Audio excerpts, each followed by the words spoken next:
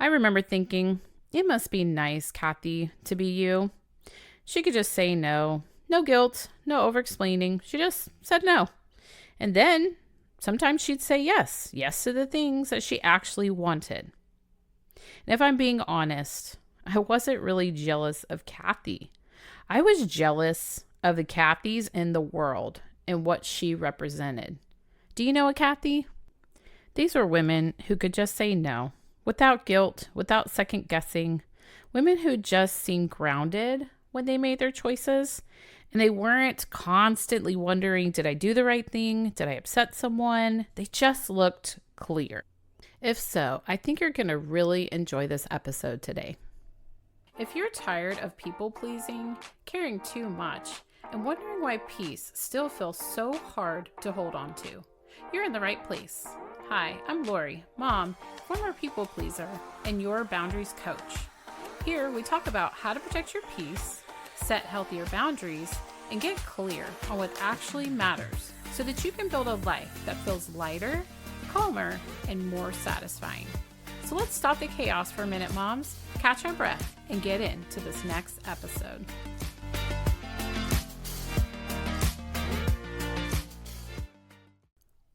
Welcome back, friend. This is Healthy Boundaries for Moms.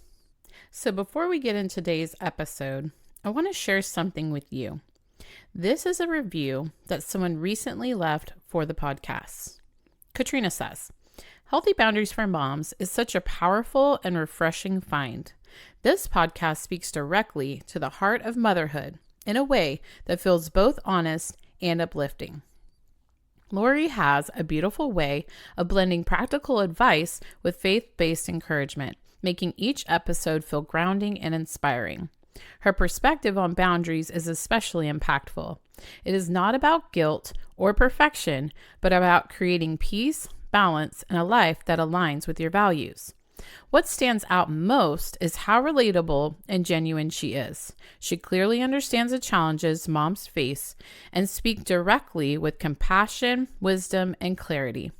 Every episode leaves me feeling more equipped, more confident, and reminded that taking care of myself is not selfish. It is necessary.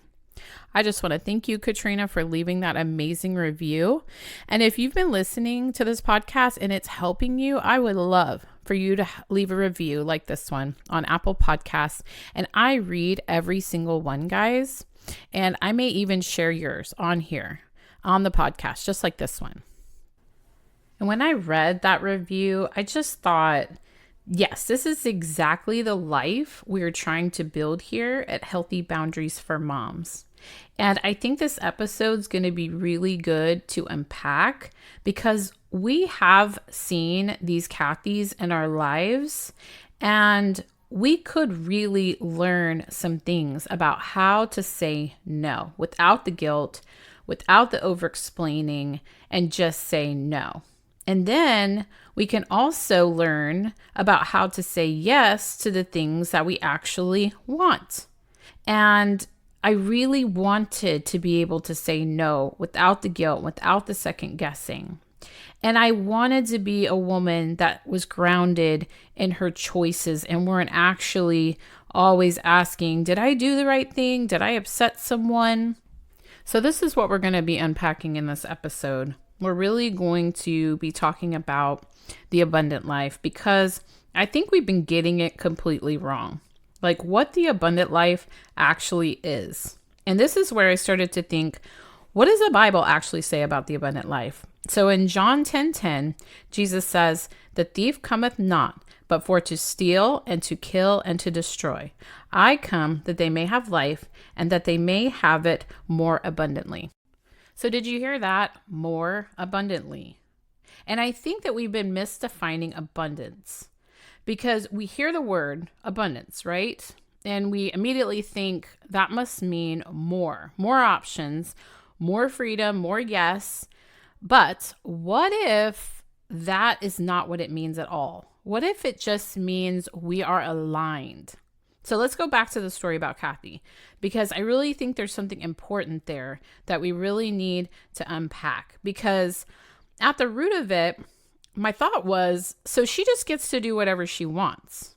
But what I see now on the other side of it is she was choosing what mattered to her. And then she was just letting the rest go. She wasn't saying yes to everything. She was just saying yes to the right things for her. And in 1 Corinthians 14:33, it says, "For God is not an author of confusion, but of peace, as in all churches of the saints." So guys, if your life is feeling overwhelming, chaotic, it's feeling confusing, that for sure is not the abundant life. So in my own life, I've always been a more is more person. So what I mean by that is more food was always better, more clothes, more options. And I thought that that's what was going to make me feel full and satisfied. But here's what I'm learning now, and I have been learning. Less done intentionally actually feels so much better. So what would that look like in our lives? So not more food, but food that I actually enjoy and that supports my health and my goals. Or how about not a closet full of clothes, but a few pieces that I love to wear and bring me joy. And not more items in my home or things I can bring home from Target, but things that really reflect who I am. And when it comes to my schedule, I don't need a packed schedule from Sunday to Saturday, but I need one that I chose what was listed on that schedule. And not saying yes to everything, but saying yes to what actually really matters. And not constant noise, but making space to think. And not rushing through my day, but actually experience it and enjoying it. That's the difference, guys. It's not more is better. So I've also been thinking about this idea of living a curated life. And I don't know if you've heard that term before, but it's just kind of a fancy way of saying a life that you've chose each item, like kind of a crafted, put together life that was like intentionally choosing what stays. And here's a quote from Henry David Thoreau, and I think it really goes along with this topic. It says, "A man is rich in proportion to the number of things he can afford to let alone."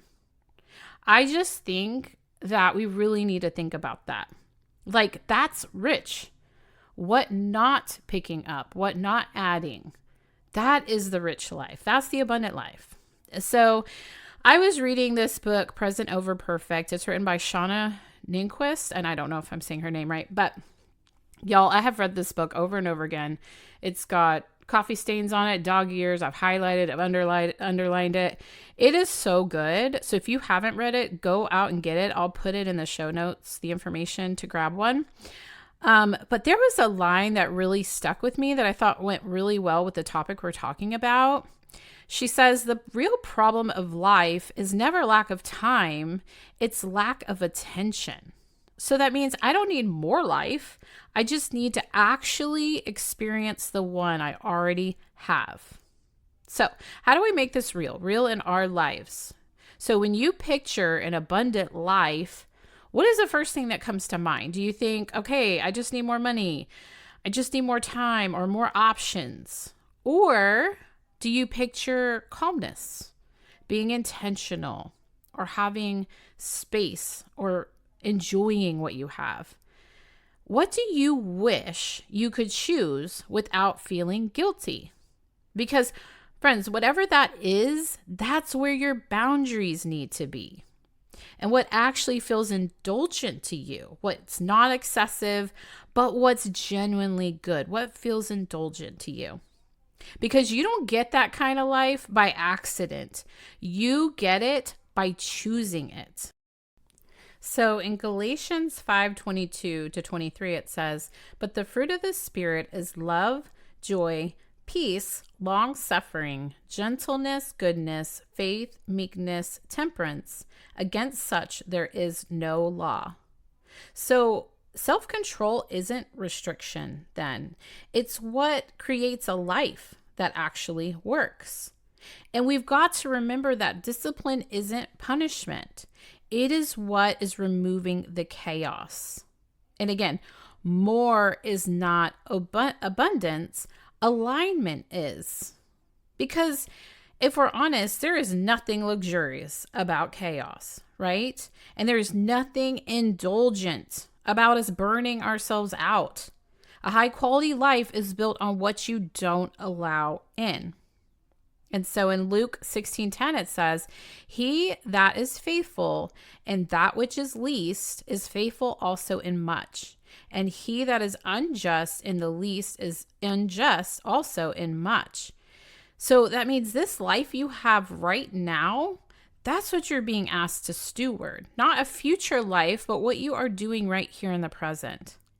So those women I used to look at, the Kathys, they were not special. They weren't, guys. They didn't have a special power. They were just choosing differently.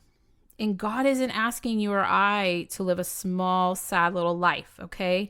He is actually asking you to live well and to choose well. So this is what I want you to ask yourself while you're going through the week. Where are you choosing more instead of what actually matters most to you? And what have you never actually chosen? You just kept it around because it was there. And what would your life look like if you started living it on purpose? So guys, I just want to close out by saying you don't need a different life. You just need to start choosing the one you already have. Hey friend, I hope this episode helped you. If so, come join us in the Healthy Boundaries for Moms Facebook group. That's where we go deeper, share what's working, and support each other in real life. And if you haven't already, hit follow and leave a quick review on Apple Podcasts. It helps more moms find this message. Now friend, go say no to what's stealing your peace and say yes to something that you really need. And I'll meet you back here in the next episode.